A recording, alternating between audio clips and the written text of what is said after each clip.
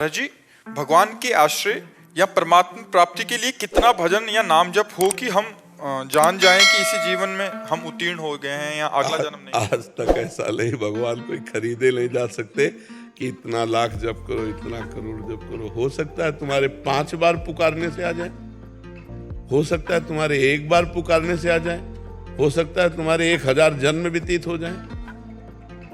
तुम्हारी दौड़ कितनी है, तुम्हारी पुकार में दम कितनी है, तुम्हारी आर्त भाव कितना है, भगवान से प्रीति कितनी है, ये बात इसमें खास है। एक आदमी हल जोत रहा था तो स्टेशन 3 किलोमीटर था लगभग, तो एक आदमी ने पूछा, भाई हम स्टेशन कितनी देर में पहुंच जाएंगे? तो चुप रहा। बोला, पूछ रहा हूं स्टेशन कितनी देर में पहुंच जाएंगे? चुप रहा। वो भागा, जो भागा सो बोले 30 मिनट में पहुंच जाओगे। तो उन्होंने कहा पहले क्यों नहीं बोले? वो रफ्तार नहीं देखी थी तुम्हारी। रफ्तार देख ली ना, इस रफ्तार से जाओगे 30 मिनट में पहुंच जाओगे। अब तुम्हारी रफ्तार क्या है? कितना प्रेम है भगवान से, कितना त्याग है, कितना भजनानंद में तुम्हारी प्रीति है और कितना भोगानंद से वैराग्य है। वही तो भगवान की प्राप्ति के लिए थोड़ी कोई ऐसा कि इतना इतना इतना कर लो तो भगवान की प्राप्ति हो जाएगी। नहीं, वो सब किए हुए भगवान की प्राप्ति के लिए प्रीति चाहिए, प्रेम चाहिए। जान लेव सो जानन हारा, राम ही केवल प्रेम प्यारा। प्रेम, अब प्रेम तो हमारा शरीर में है, प्रेम हमारा शरीर संबंधियों में है, प्रेम हमारा शरीर संबंधी भोगों में, तो भगवान को कैसे प्राप्त करें? तो अब हम साधना करते हैं।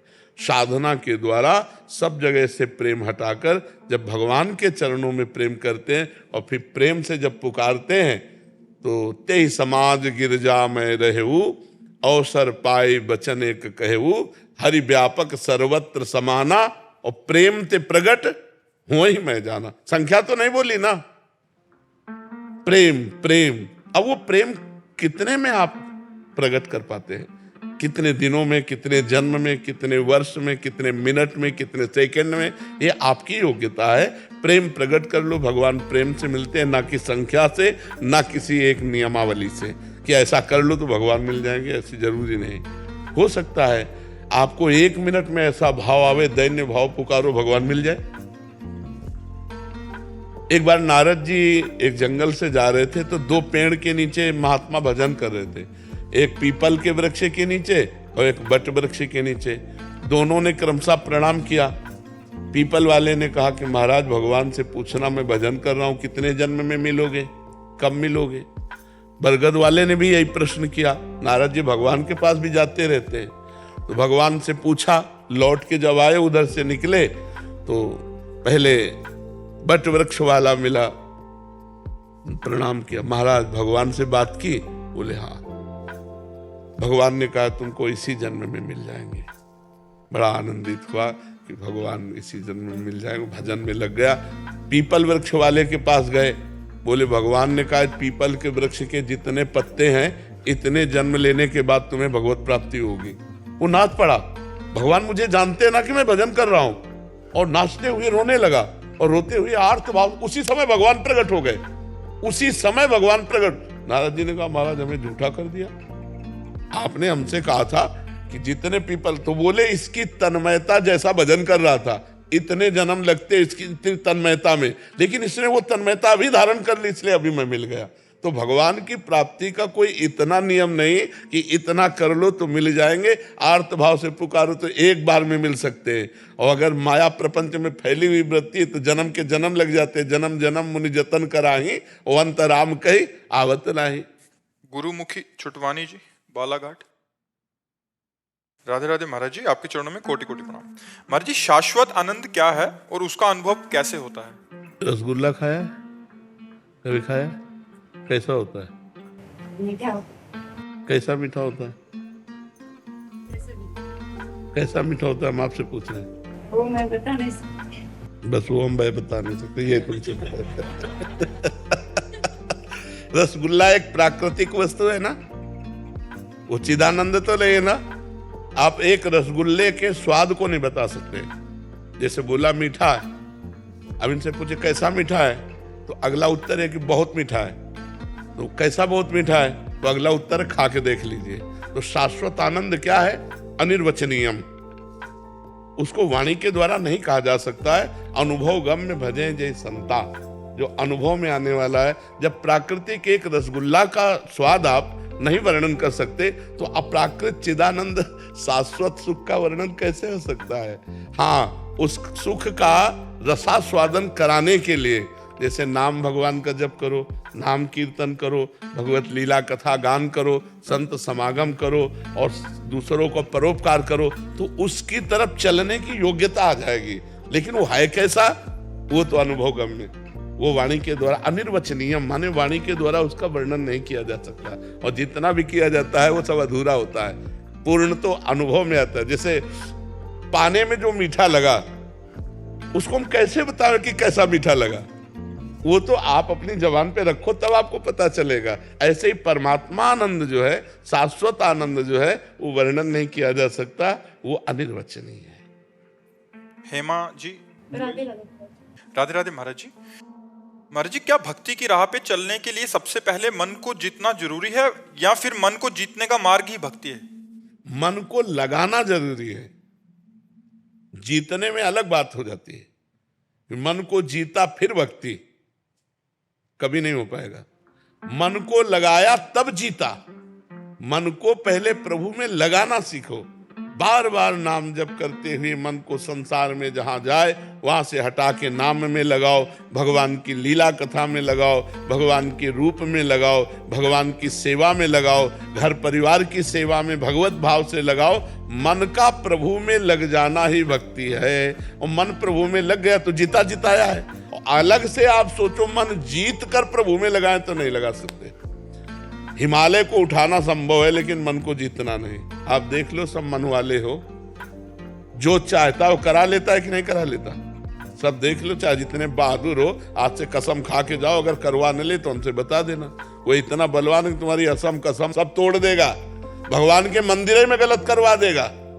जाओ देख लो, इसका खेल कोई छोटा मोटा है? ये पूरे विश्व को नचा रहा है, मन को नचा रहा है। हाँ, मन रुकेगा तभी जब इंद्रियाणाम मनश्चास्मि, भगवान कहते इंद्रियों मन मैं हूं, भगवान में मन मना भव मद भक्तो माध्यादि माम नमस्कुरु। जब भगवान में मन को लगाने लगो तो ये गंदी बातों से हटने लगेगा और ये तुम्हारे बस में हो जाएगा। ऐसे बस में करना चाहो तो आज तक कोई पैदा नहीं हुआ कि मन को अपने रोक ले। आज तक कोई नहीं, सब बहादुरी की बातें, चाहे जितनी मानो, मन के सब गुलाम हो, चाहे अंदर से देख लो, चाहे देख लो कोई भी हो, हम तुम सब मन अपनी गुलामी से मुक्त तभी करता है जब भगवान की भक्ति करोगे। भगवान की पहले भक्ति, तब मन विजयी। मन विजयी फिर भगवान की भक्ति स्वसंभव। पहले भगवान के चरणों का आश्रय लो और नाम जप करो, फिर धीरे धीरे तुम्हारा मन संसार से हटने लगेगा, तुम्हारे अधीन होने लगेगा भजन के बल से। और भजन बल नहीं तो मन को अधीन नहीं किया जा सकता। इसलिए मन को प्रभु में लगाने की सोचो, जीतने की नहीं। तो मन अपने आप आपके अधीन हो जाएगा। जितना आप नाम जप करेंगे, जितना भगवान की कथा सुनेंगे, जितना भगवान की सेवा करेंगे, जितना भगवत भाव से परोपकार करेंगे, उतना ही मन निर्मल होकर आपके अधीन हो जाएगा।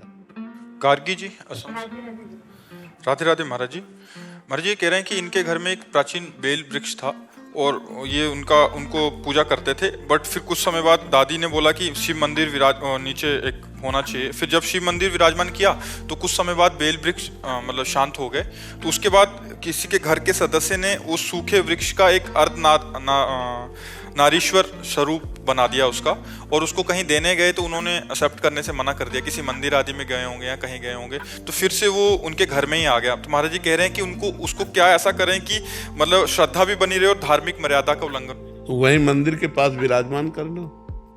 मंदिर में अगर अंदर जगह ना हो तो बाहर एक चौकी सी बना करके वहीं विराजमान कर दो। बहुत सुंदर बात है, बिल्व वृक्ष का अर्धनारीश्वर रूप देना बहुत सुंदर। आप विराजमान कर लो, मंगलमय है, कोई हानि नहीं है। और वृक्ष का सूख जाना ये तो आयु के अंतर्गत होता है, चाहे मनुष्य हो चाहे वृक्ष। जितनी आयु है उतना ही जीवित रहेगा, उतना ही हरा रहेगा, अन्यथा वो अपने आप सूख जाएगा। प्रकाश जी, राजस्थान से। श्री हरिवंश महाराज जी। गुरुदेव, जैसे कि सुना है कि प्रारब्ध के अनुरूप जीवन में सब कुछ मिलता है। मेरा प्रश्न है कि सद्गुरुदेव और भक्ति की प्राप्ति में भी प्रारब्ध का कोई योगदान है क्या महाराज जी? भगवान की कृपा, इसमें भगवान की कृपा का योगदान है। नाम रूप लीला धाम ये प्रारब्ध से नहीं मिलते, ये भगवान की कृपा से मिलते। जैसे धाम प्रथम यथामति प्रणवों श्री वृंदावन अति रम्य, श्री राधिका कृपा बिनु सबके मनन अगम्य। मन से भी आप नहीं सोच सकते वृंदावन के आने की तो बात जाने दो। जिनको वृंदा विपिन है, कृपा तिन्हि की होए, वृंदावन में तबहि तो रहन पाई है सोए। कृपा, श्री राधिका कृपा बिन, कृपा, कृपा से धाम। हरिवंश कृपा हरिवंश कहें, हरिवंश कहें हरिवंश लाएं। बोले हरिवंश की कृपा से ही हरिवंश कह सकते हो, राधा की कृपा से ही राधा कह सकते हो। तो जो नाम में उच्चारण करने की भावना बनी, जो नाम जपने की रुचि आई, जो नाम में प्रीति हुई, ये कृपा से। और मनुष्य शरीर प्राप्त करके साधु संग मिलना, गुरुदेव की प्राप्ति होना। देखो विभीषण जी कह रहे हैं, अब मैं भा भरोस हनुमंता, बिनु हरि कृपा मिले नहीं संता। जब तक भगवान कृपा नहीं करते तब तक गुरुदेव भगवान नहीं मिलते, और जब तक गुरुदेव भगवान कृपा नहीं करते तब तक भगवान का साक्षात्कार नहीं होता। तो हमें लगता है नाम रूप लीला धाम ये जो भागवतिक है ये हमें कृपा से प्राप्त होते हैं। इसमें हमारा पुण्य बल या पूर्व प्रारब्ध बल काम नहीं करता।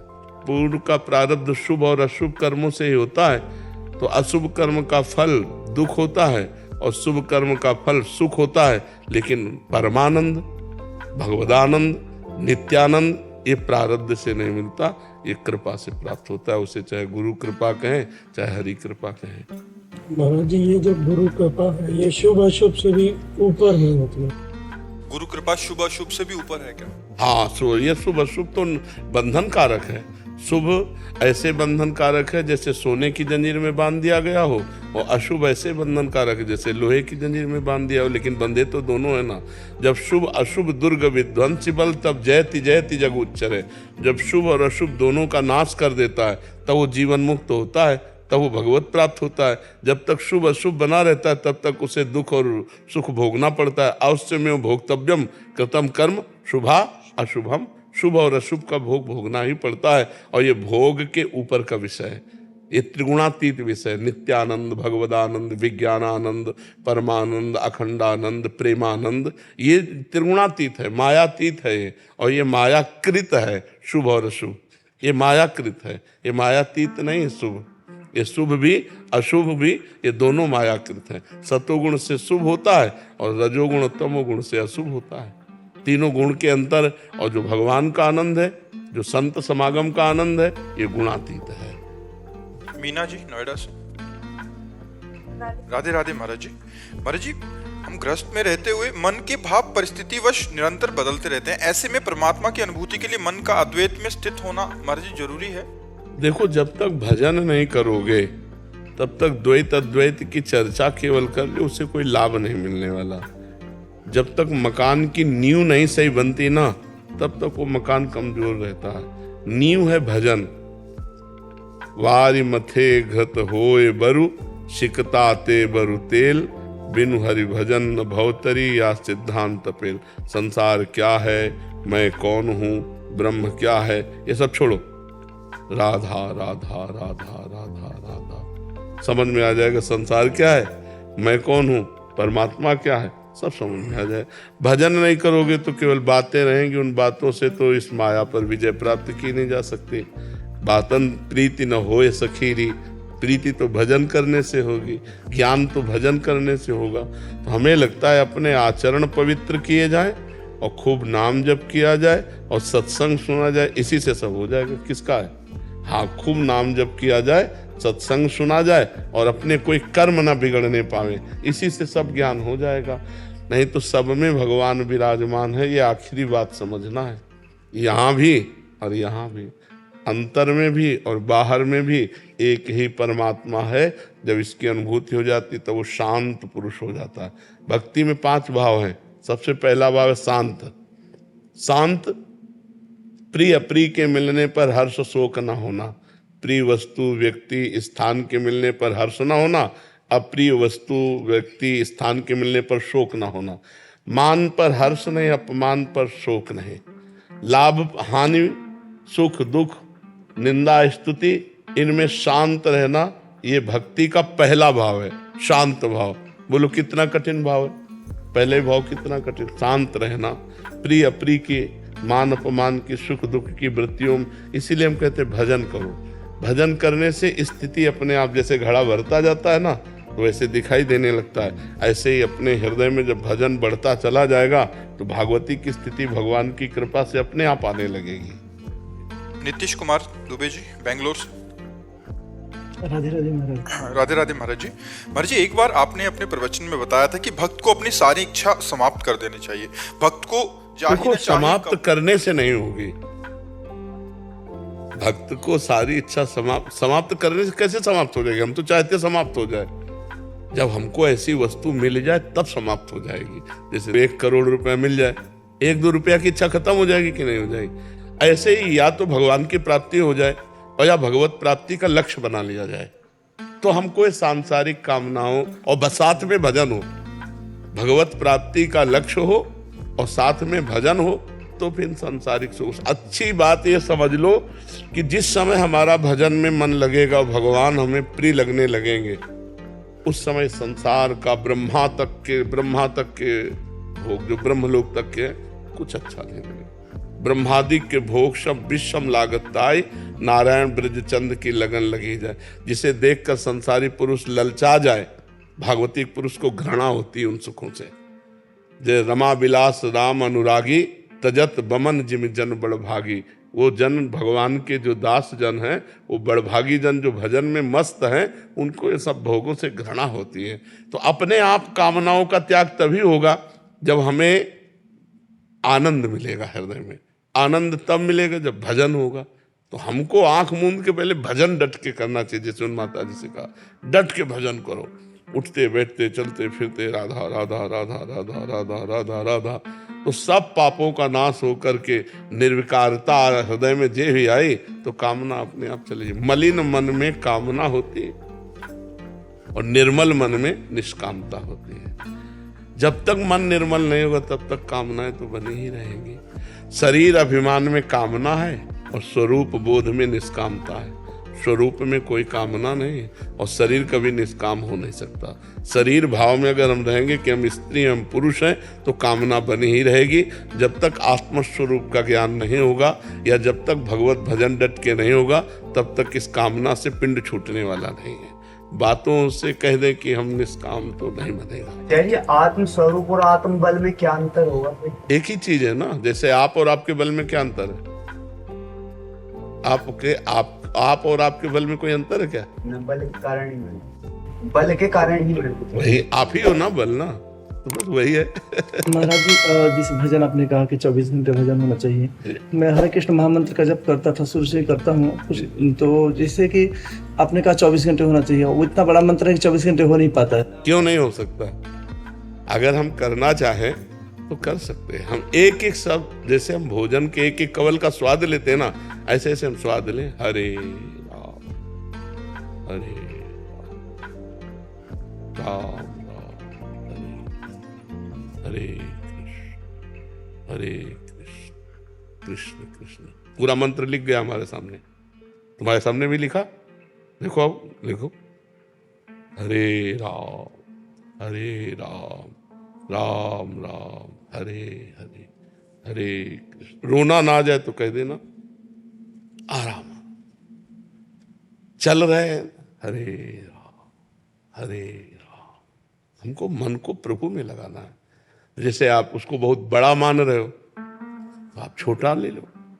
भगवान का कोई नाम जो प्रिय लगे और जिसमें हम बार बार उसी का चिंतन कर सके, पावर आ जाएगा, अंदर पावर आ जाएगा। तो महाराज जी, जैसे आप राधा रानी के बारे में बताते हैं, राधा रानी सबके इष्ट तो है ही कृष्ण के।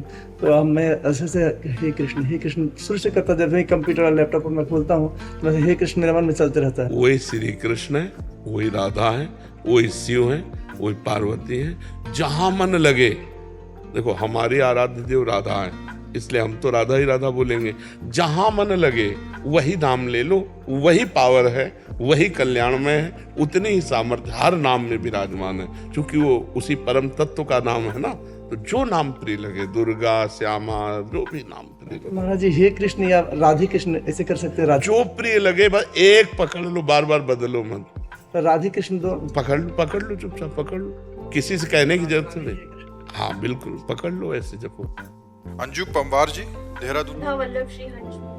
महाराज जी आपके चरणों में कोटि कोटि प्रणाम। महाराज जी क्या प्रारब्ध में इतनी शक्ति है कि वो भजन को मात दे दे? हाँ, अगर साधारण भजन है तो मात क्या दे देगा, बंद करवा देगा, भ्रष्ट कर देगा।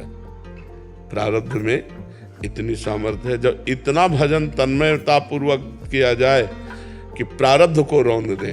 अब इतना भजन तो कोई बिरला ही कर सकता है, नहीं तो प्रायः बैलेंस बना के भजन होता है। 2, 4, 10, 11 हमारा भजन किए और भोगों में रत हैं, मनोरंजन भी कर रहे हैं, तो ये फिर प्रारब्ध रौंद देगा। प्रारब्ध बड़े बड़े भजनानंदी को गिरा देता है, बड़े बड़े भजनानंदियों को। पर तुम चाहे जैसे गिराओ, जब प्राण जैसे दिल धड़क रहा है तो धड़केगा ही, ऐसे इन दिल से नाम चल रहा है तो चलेगा ही। चाहे स्वस्थ है तो चलेगा, अस्वस्थ है तो चलेगा।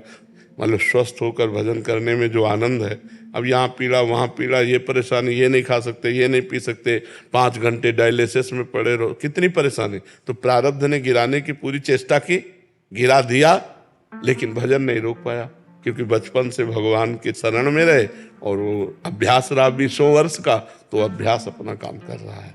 तो प्रारब्ध जोरदार होता है, ऐसा थोड़ी होता है। बड़े बड़े सिद्धों को होता है, सिद्ध महापुरुष जो हो गए, भगवत प्राप्त हो गए, उनके शरीरों में भी देखा गया कि किसी के कैंसर है, किसी के ऐसे कष्ट हैं, बड़े बड़े कष्ट देखे गए। देवा जी गुवाहाटी से। राधे राधे। जी राधे राधे महाराज जी। महाराज जी जीवन में कई बार अपने जो हमने पहले जो डिसीजन ले लिए हैं उस पर बहुत पछतावा होता है कि हम वैसा नहीं करते तो ठीक था। महाराज जी अभी देखो, उसको डिसीजन लेने का सही स्वरूप है या तो शास्त्र सम्मत डिसीजन हो, कोई भी हो, शास्त्र के अनुसार हो, और या फिर गुरुजनों से अनुमति लेके। मनमानी डिसीजन ही कोई डिसीजन नहीं है। मन तो हमारा गंदी से गंदी बात के लिए सही का निशान लगा देता है, नहीं लगा देता। देखो अपने लोगों के जीवन में कितनी गंदी बातें हो गई। ज्ञान चाहे जितना बघारो, लेकिन ज्ञान का प्रयोग नहीं कर सकते हो आप। किसको ज्ञान नहीं कि पराई माता बहनों की तरफ गंदी दृष्टि से देखना पाप है? किसको ज्ञान नहीं कि दूसरे का 1 भी रुपया लेना विष है? किसको ज्ञान नहीं कि परोपकार करना सबसे बड़ा धर्म? क्या ऐसा हो पा रहा है? क्यों नहीं हो पा रहा? क्योंकि जीवन में भजन नहीं है। भजन करो और शास्त्र सम्मत डिसीजन लो, और हमसे जो कुछ गलती हो गई है, कोई भी गलती हो गई, उसका नियम लो कि अब लो नशानी अब ना नशे हो। आज तक की अब नहीं करूंगा, चाहे प्राण चले जाए, तुम हमें मार सकते हो लेकिन हम गलत नहीं कर सकते। अरे मन, तू जितना चाहे जला ले, अगर तुम मन की जलन को सहना सीख जाओ तो तुम महापुरुष बन जाओ। यम ही न व्यथयन्ते पुरुषम पुरुषर्षम सम दुखा सुखाधीरम सो अमृतत्वाय कल्पते। जो सुख दुख में समान भाव रख करके मन की व्यथा, मन जलाता है, जैसे मन जो हठी स्वभाव का है, अब वो जो पकड़ेगा नहीं करेंगे तो जलाएगा में, तो हमको लगता है यार इस जलन से अच्छा कर लो, बस यही हम मन की गुलामी हो जाती है। अगर मन के द्वारा प्रेरित की हुई गलत बात को हम ना कहते हैं और वो हमें जलाता है और उस जलन को हम सह जाते हैं, तो हम अध्यात्म में आगे बढ़ जाएंगे। तो हमारे द्वारा जो पीछे गलतियां हो गई उनको हम भगवान से प्रार्थना करें कि वो क्षमा कर दें, आगे हमसे गलती ना हो। इसके लिए हमें भजन करना चाहिए, शास्त्र स्वाध्याय करना चाहिए, सत्संग करना चाहिए, जिससे हमारी बुद्धि में विचार आवे।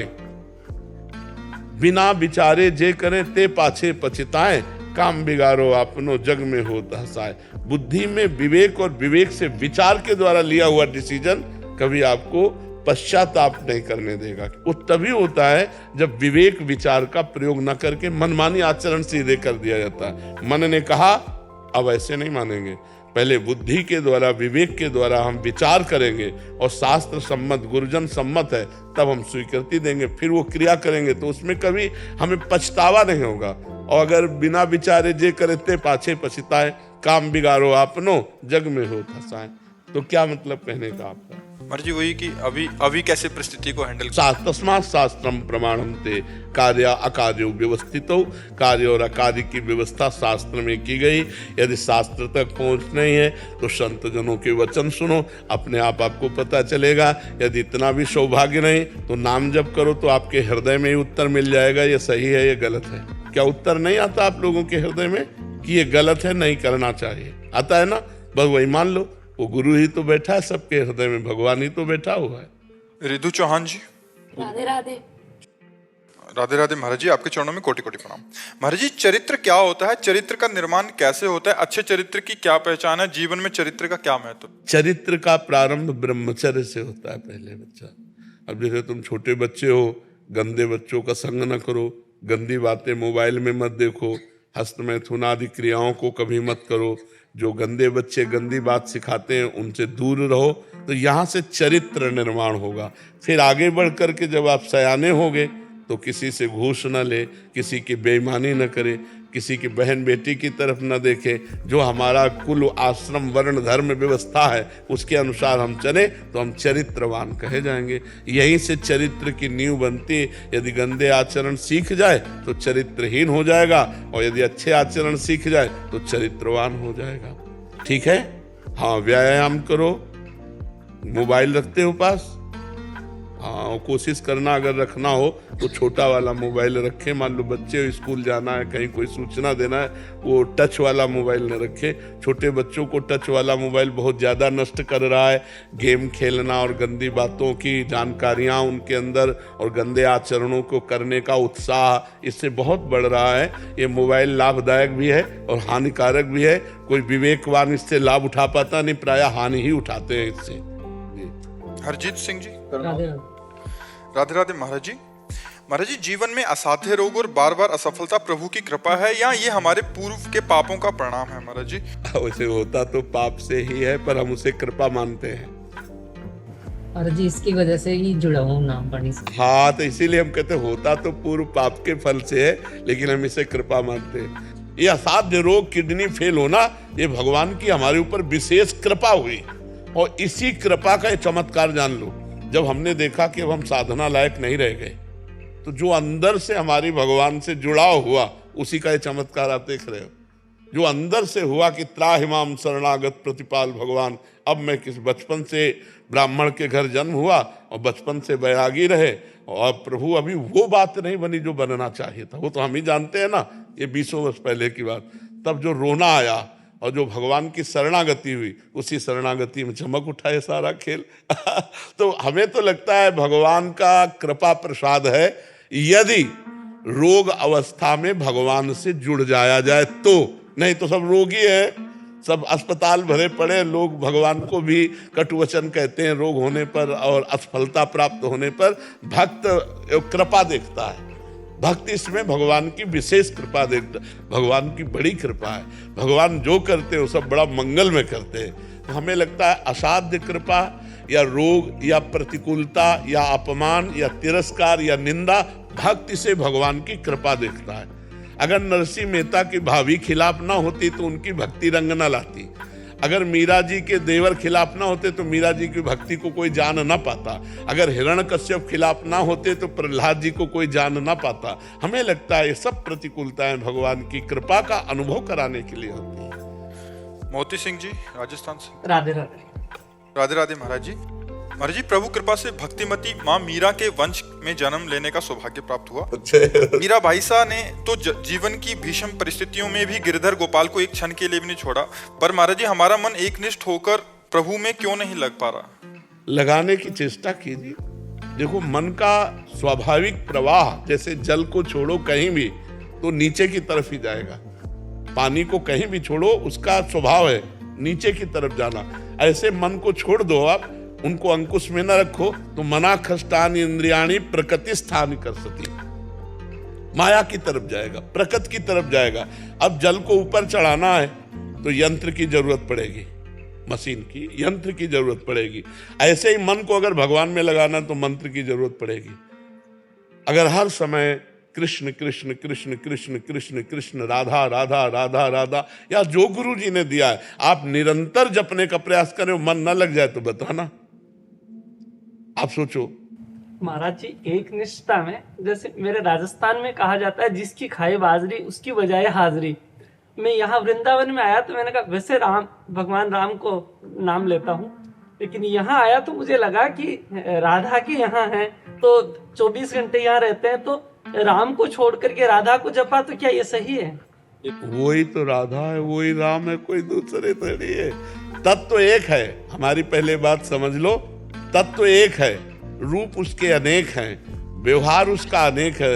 हरि अनंत, हरि कथा अनंता, लेकिन तत्व एक है। अगर हम राधा राधा कह रहे हैं तो हम राम राम कह रहे हैं, अगर राम राम कह रहे हो तो राधा राधा कह रहे हो। जहां प्रेम उत्पन्न हो जाए, जहां भाव बन जाए, जहां रुचि हो जाए, तो हम उसी को निरंतर जपे तो हमारी आसक्ति प्रबल हो जाएगी। अब मीरा जी की तरह आओ अपने स्वरूप में। मेरे तो गिरधर गोपाल दूसरों न कोई, जाके सिर मोर मुकुट मेरो पति सोई। पर ये बात परिपक्व कहां से होती है? संतन धिग बैठी बैठी, संतन धिग बैठी बैठी लोक लाज खोई। अब तो बेल फैल गई जाने सब कोई, मेरे तो गिरधर गोपाल दूसरों न कोई। ये कोई बहादुर बोल सकता है? मेरे तो गिरधर गोपाल ये सब बोल लेंगे, लेकिन ये बोलना होश में, दूसरों न कोई, तो आप फेल हो जाओगे। है कोई दूसरा, रुपया है, पैसा है, परिवार है, कुछ कोई है, और मीरा जी के कोई नहीं था। दूसरों न कोई, केवल गिरधर थे, दूसरों न कोई। महाराज, दूसरों की अगर श्री जी कहीं और ले जाना चाहती हैं, प्रेम और गाढ़ प्रीति आपकी तरफ है और श्री जी कहीं और ले जाना चाहती हैं, तो फिर क्या किया जाए? नहीं, श्री जी तो ले जाना ही नहीं चाहती। श्री जी में कोई चाह है क्या? चाह तो जीव में होती, इसमें कोई चाह होती है क्या? आप बताइए। अरे अच्छे साधकों में कोई चाह नहीं रह जाती है, फिर ईश्वर में चाह है क्या? स्वाप्निक या ऐसी अनुभूतियां जो होती हैं उसको माना जाए कि गाढ़ प्रीति, प्रकट में आप गाढ़ प्रीति आपके साथ है और जीवन भी आपसे सुधरा है और साधना भी आपसे चल रही है, लेकिन स्वाप्निक या कुछ अनुभूतियां ऐसी होती है कि उस तरफ चल। स्वप्न का तो न जाने क्या क्या स्वरूप होता है। कभी स्वप्न अच्छा आता है, कभी बुरा आता है, कभी व्यर्थ आता है, कभी कल्पनात्मक होता है। हम बात प्रगट की कर रहे हैं। ईश्वर में कोई चाह नहीं होती, इच्छाएं जीव की होती हैं। तो अपने को ये देखते रहना है कि एक ही लक्ष्य पर हमारा दृढ़ता का भाव रहे। ऐसे बिना पेंदी के लोटा की तरह हम फिसलते न रहें कि आज यहाँ प्रभावित हुए तो राधा राधा, वहाँ प्रभावित हुए तो शिवो हम, वहाँ प्रभावित हुए तो राम शरणम, वहाँ कृष्ण शरण। ऐसा नहीं होना चाहिए। जहाँ गाढ़ प्रीति है, जहाँ से सब कुछ सुधर रहा है, वहीं चला जाए। स्वाप्निक और अनुभूतियों को ना माना जाए। नहीं ना माना जाए। वो कोई हाँ, हम तो जागृत को भी स्वाप्निक समझते हैं, स्वप्न को तो स्वप्न क्या है। उमा कहो में अनुभव अपना, सत हरि बजल जगत सब सपला। ये तो प्रगट में भी स्वाप्निक ही है। स्वप्न का कोई महत्व है? मन की विलासिता है उसमें। कभी सात्विक प्रवृत्ति में आ गया, अच्छे स्वप्न दे दिए, कभी राजसिक भोग प्रवृत्तियां आ गई, कभी तामसिक प्रवृत्तियां आ गई, कभी व्यर्थ का जिसका कोई जोड़ तोड़ नहीं है। स्वप्न तो सब लोग देखते हैं ना, जिसका कोई जोड़ तोड़ नहीं है, सब व्यर्थ है। प्रशांत जी मथुरा से। राधे राधे। राधे राधे महाराज जी, आपके चरणों में कोटि कोटि प्रणाम।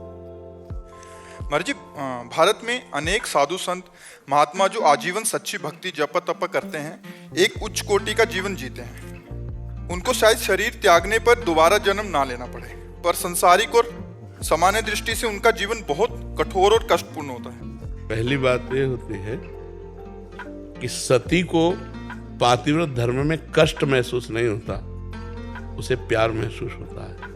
व्यभिचारिणी को एक पति के अधीन रहने में कष्ट का अनुभव होता है। समझ पा रहे हो ना हम? जो साधु महात्मा भगवान के मार्ग में सच्चाई से चलते हैं, उनको कष्ट का अनुभव नहीं होता, उनको परमानंद का अनुभव होता है। अगर कष्ट का अनुभव हो तो चला ही नहीं जा सकता, क्योंकि हम चले हैं। ये नहीं होता कि भाई आप अनुमान करके कह रहे हो, हम उसे जिए हैं।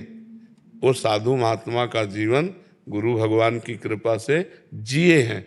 13 वर्ष की अवस्था से लेके अभी तक जो भी आयु है उसे जिए हैं। तो कष्ट का अनुभव थोड़ी होता है। 5-5 दिन 6-6 दिन भोजन नहीं मिला तो एक आनंद का अनुभव होता है, एक अद्भुत आनंद। उसी आनंद की उमगन में हर कष्ट सह जाए।